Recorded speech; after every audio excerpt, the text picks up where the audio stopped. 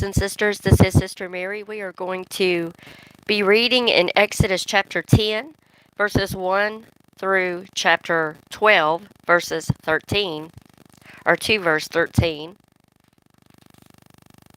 And then we will also cover Matthew chapter 20, verses 1 through 28, and Psalm 25, 1 through 15, and Proverbs chapter 6, verses 6 through 11. Beginning in Exodus chapter 10, then the Lord said to Moses, Return to Pharaoh, and again make your demands. I have made him and his officials stubborn so I can continue to display my power by performing miraculous signs among them.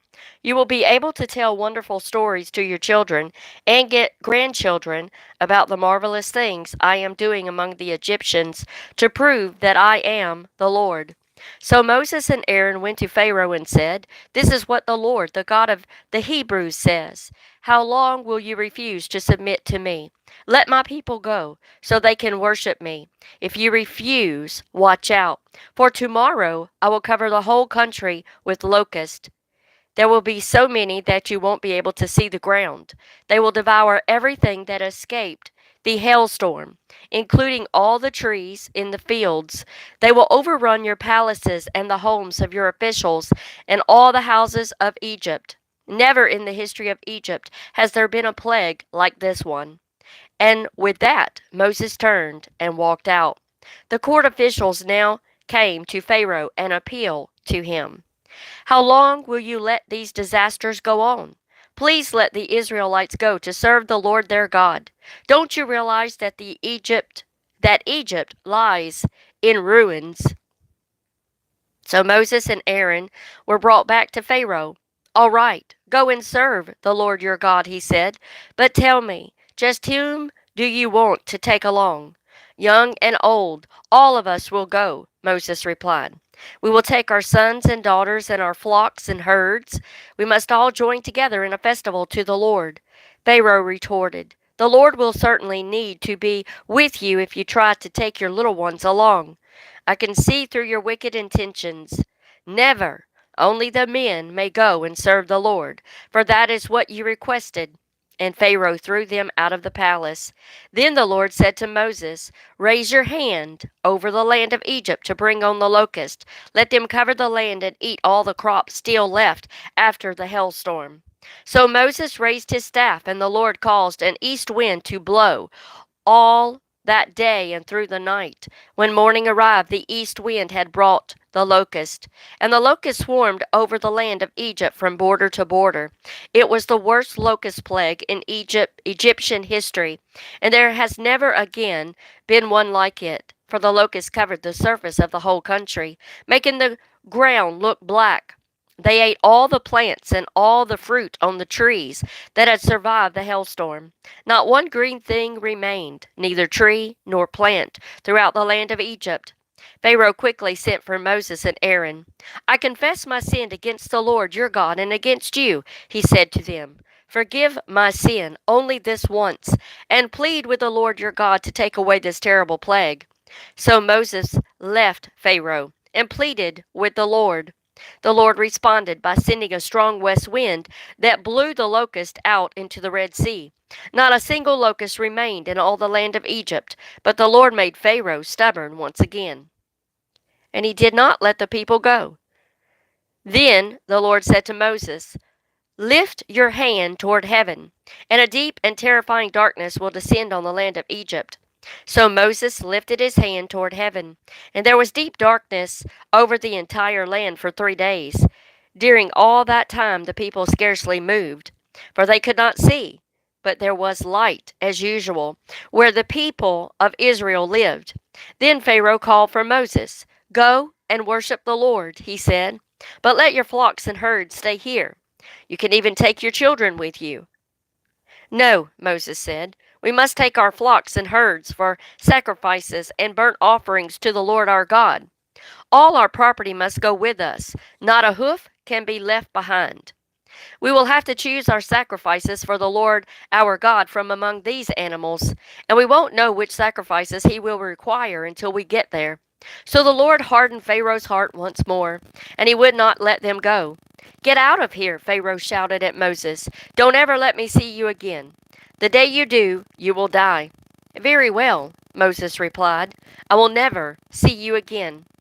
Then the Lord said to Moses, "I will send just one more disaster on Pharaoh in the land of Egypt. After that, Pharaoh will let you go.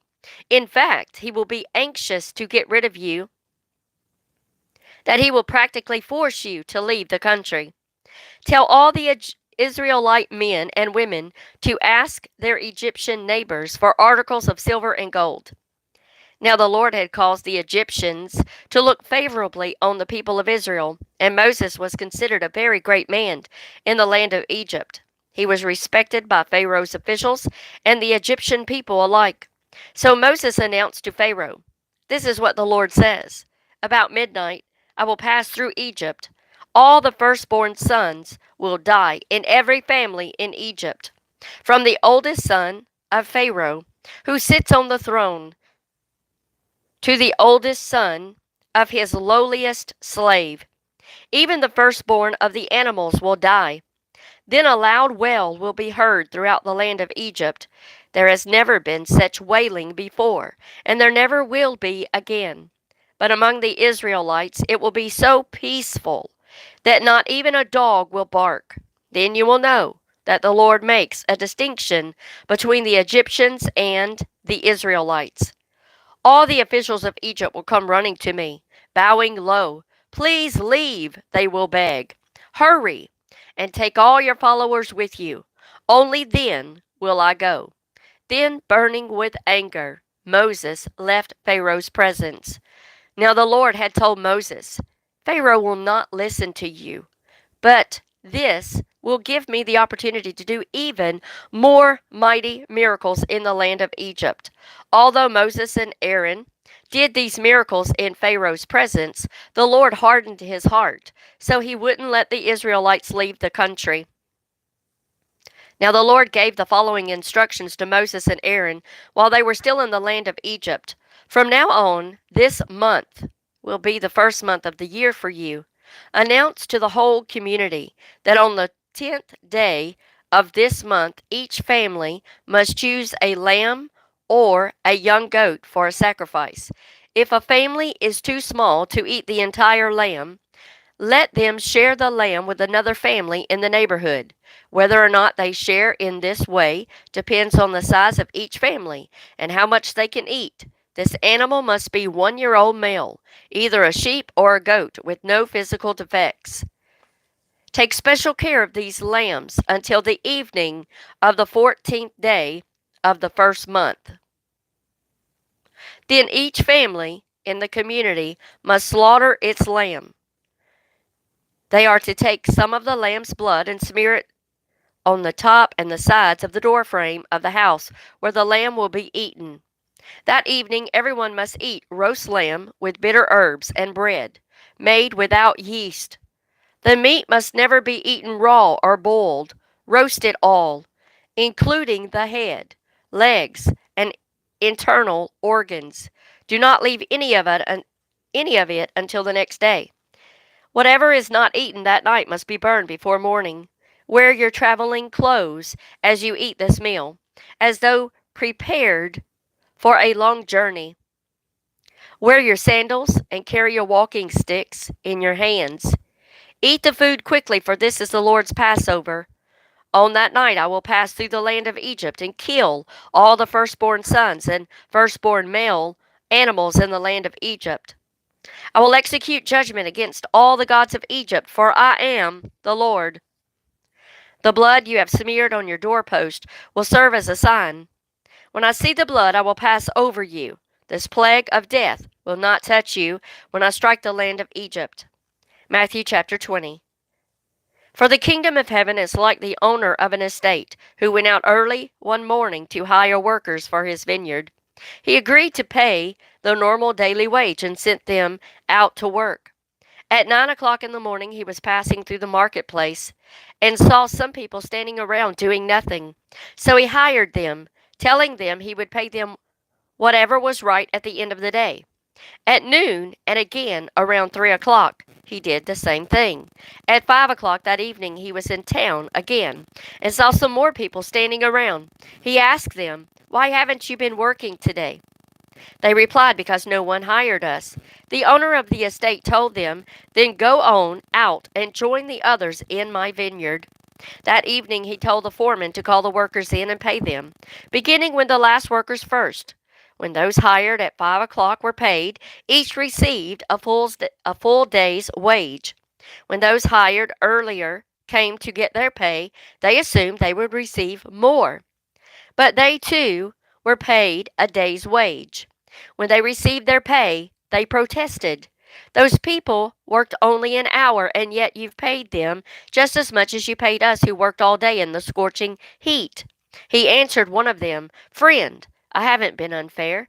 Didn't you agree to work all day for the usual wage? Take it and go. I wanted to pay this last worker the same as you. Is it against the law for me to do what I want with my money? Should you be angry because I am kind?" And so it is that many who are first now will be last then, and those who are last now will be first then. As Jesus was on the way to Jerusalem, he took the 12 disciples aside privately and told them what was going to happen to him. When we get to Jerusalem, he said, the Son of Man will be betrayed and to the leading priests and the teachers of religious law.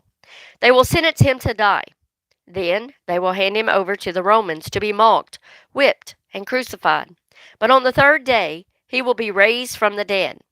Then the mother of James and John, the sons of Zebedee, came to Jesus with her sons.